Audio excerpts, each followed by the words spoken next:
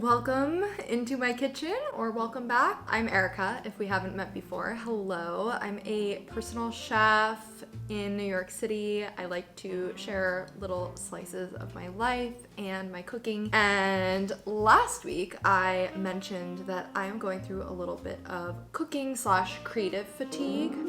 I've been in a little bit of a cooking / creative slump. And so today I figured it would be nice for us to have a little cook and chat situation. Yeah, let's just jump right in. Let's go rummaging in my cabinets first.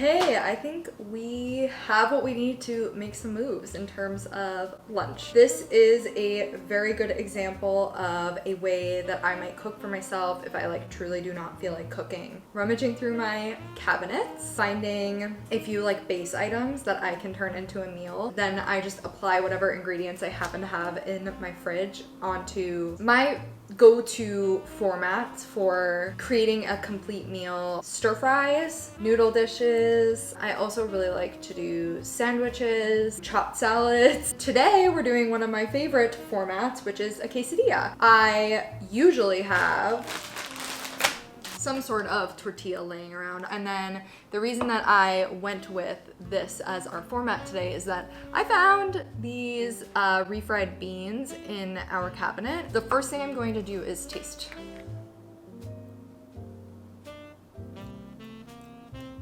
They're pretty good, but I do think it could use some zhuzhing. So we will do the zhuzhing together.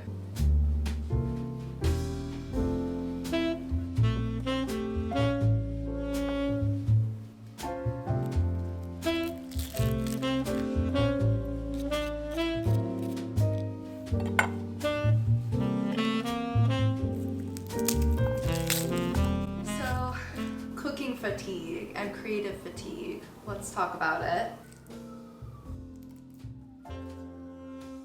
Yeah, I feel like the cooking / creative fatigue is such a common experience, and I'm experiencing it quite severely for the first time, I would say. And this is also the first time that my career is very creatively focused. So in the past, I've worked in healthcare consulting, and that just doesn't require very much creative energy. Cooking, on the other hand, and recipe writing and video production, all the stuff that goes along with cooking and living your life on the internet really does require quite a bit of creativity. So I have the dual thing going on of I am experiencing this creative slump, which is a bummer in itself, but I'm also not doing my job properly as a result, and that has been a bummer. And what I think has triggered this is just good old seasonal affective disorder. I've kind of dealt with it in the past. I think it is worse this year for whatever reason. I think we're all kind of going through it. The first and most important thing that I have been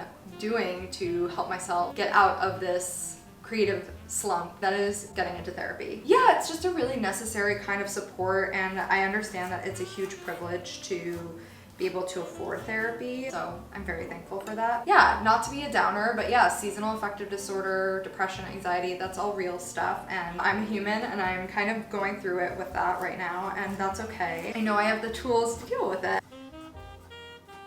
I think another thing that I have been finding difficult is that in the past, cooking has been such a respite for me. Since it's turned into my job in the last 3 or 4 years, that is obviously no longer the case. Anyone who's turned a creative pursuit or passion into their job has certainly experienced this, and that's capitalism, baby. Basically, what I'm doing now is really focusing in on what I love about food, what I love about cooking, and what feels important to me about sharing the food that I cook with you. I've known for a long time that the piece of it that most interests me is helping you build confidence in the kitchen. So that piece of it, really honing in on what I love about cooking and what I love about sharing cooking, has been helpful over the past couple of weeks as well when I think about getting out of this cooking slump. That piece might not be as helpful for you because I know that you probably don't cook for a living. The piece that I do think will be helpful for you is that I'm also just really trying to focus on foods that I'm excited to cook. I feel like for the past year or two, I've really let social media and social media comparison seep into what I'm doing. I'm looking at other people's recipes and thinking, wow, like why couldn't I have come up with that? Wow, their lives look so great. And so I did take a little break from Instagram. It's so trite, the idea of taking a social media break. The non-trite thing I will say about it is it did not 100% help me. Like maybe if I got off for a few months, it would have been more helpful, but that's just not the reality of my job. I can't. But what I think is going to be ultimately the helpful thing is, now that I'm back, setting boundaries for myself around it. Some time limiting, start being a little ruthless with that mute/unfollow button. Basically, my thesis statement here is cooking slumps and creative slumps in general are quite normal. That doesn't make it feel any less bad going through one. And I also know that I have the tools to get out of it whenever I'm ready. Therapy, a little bit of a social media reset, honing in on the actual food that I love to cook. What I'm doing today is cooking something that actually sounds good to me, a quesadilla. There we are. We have brought it full circle. I have chopped my garlic, my onion, and now we're gonna zhuzh up some refried beans so that I can make this quesadilla.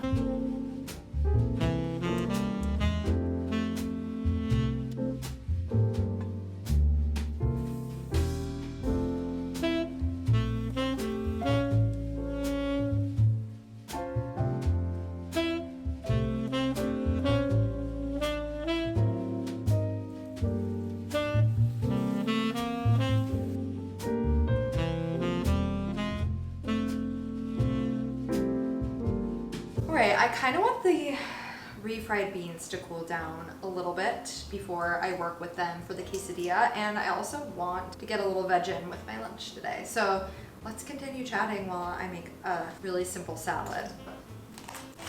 While I am putting a pause on social media comparison, or trying to when it comes to recipe development, I am going to other sources that I know are inspirational for me. Mainly that is cookbooks. I just find something about a cookbook to be so absolutely comforting. I've been returning to a few that I really like. I have also invested in a few. I pulled off of my shelf the Cannelle et Vanille. I am definitely not pronouncing that right. I also paged through the Prune cookbook. I did my culinary externship there, so that was kind of also just to like get me reminiscing about culinary school. I purchased the New York Times No Recipe book. I just really love the concept of a no recipe. You have certainly, if you've seen me cook on this channel before, seen me talk or cook through what I think of as no recipe recipes. Oh, it's a perfectly ripe avocado. I wrote a newsletter this week about how I pick the perfect avocado every time.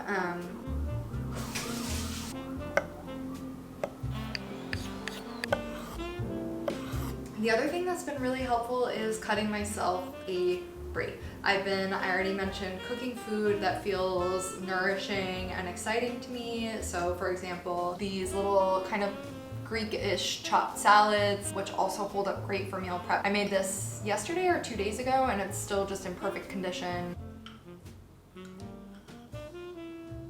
So this is an example of a food that's felt really yummy and exciting to me. I know it's kind of lame and boring, but this is what I want to eat, and so I'm just leaning into that right now.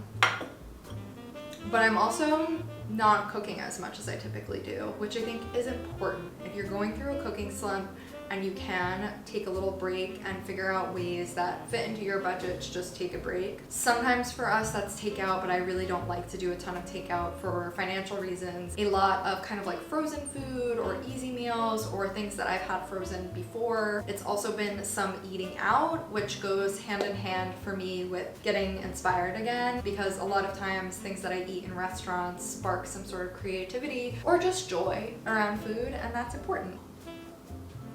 I'm definitely still cooking. It's just focusing on foods that feel exciting to me. Doing a lot of no recipe cooking, looking in my pantry, cooking through a lot of my pantry ingredients. Yeah, that's felt good, and that is starting to make me feel good about being in the kitchen again.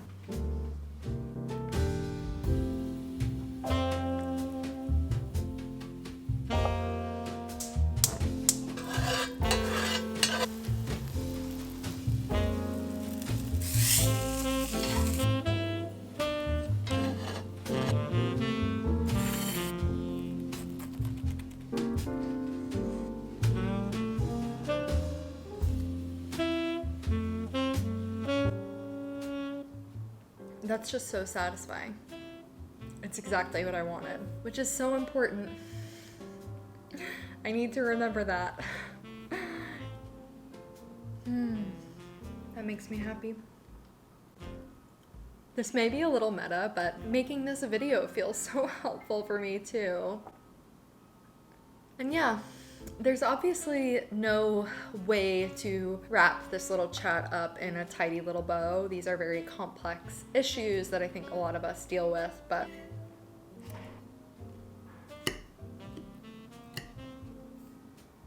I do hope you come away feeling a little nourished, maybe with an idea to make yourself a refried bean quesadilla or whatever feels comforting to you. And if you're in a cooking slump, just a reminder that it's okay. And my final and most important thought is that I'm so happy you're here. If you're feeling it, my heart goes out to you. Get yourself into therapy if you can. I think that covers it. I hope you have a lovely, well-fed, whatever that means for you, week ahead.